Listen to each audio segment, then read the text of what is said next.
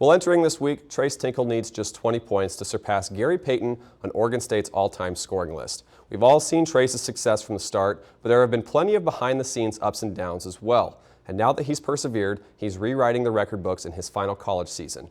Here's the final part of our series on the Tinkle family.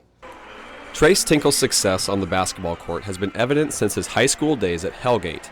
And as he continues to rewrite his name in Oregon State's record books and his college career comes to a close, it hasn't come without its hardships, mainly a pair of injuries early on that made life difficult, even with those successes. Going into my sophomore year, a month, having a solid start to the season and breaking my wrist, only a month or two after being healthy, it was really frustrating. And I remember being in the car with my mom and telling her I want to quit.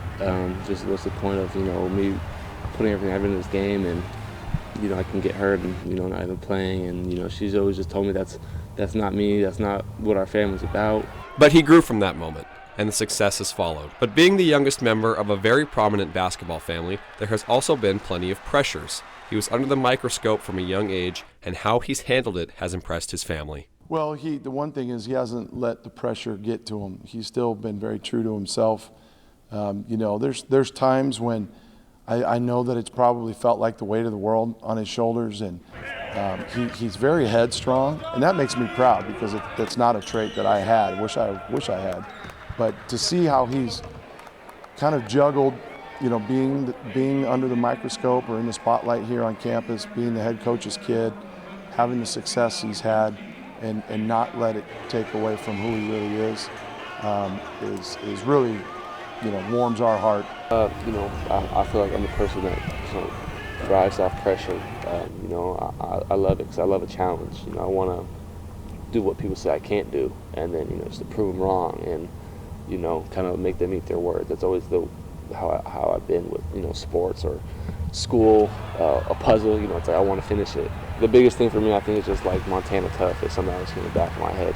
So I just try to take what I've done and hopefully be a platform for others to follow their dreams as well. And as his time in Corvallis winds down, it's bittersweet not just for Trace, but for everyone in his circle. I'm really proud of him.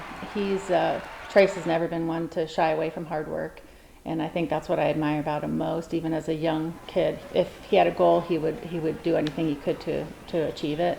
And his expectations are high, and he demands a lot of himself, and so he's one. He just never shies away from hard work, and so I feel like he's deserved everything that he's gotten. I'm just glad that he, learned everything from me. Right. No, it's been so awesome. Again, we're all very supportive and a pretty tight-knit group, and I think the coolest thing for both of us, but for me, is seeing him achieve all these accolades and accomplishments, but knowing what's gone into it behind the scenes. I mean, he's just worked his tail off. He is the hardest worker I know. We were just talking to somebody not too long ago, like what's the feeling going to be like when it's his last home game and the buzzer goes off, and it's like, I think all of us get choked up, no, now. how are we figuring out how to get him a 6 year? It's going to be totally bittersweet because obviously we hope and we're pretty confident that he'll have a successful career maybe after this, but just getting to be present at almost every single game for the last 5 years has been so special.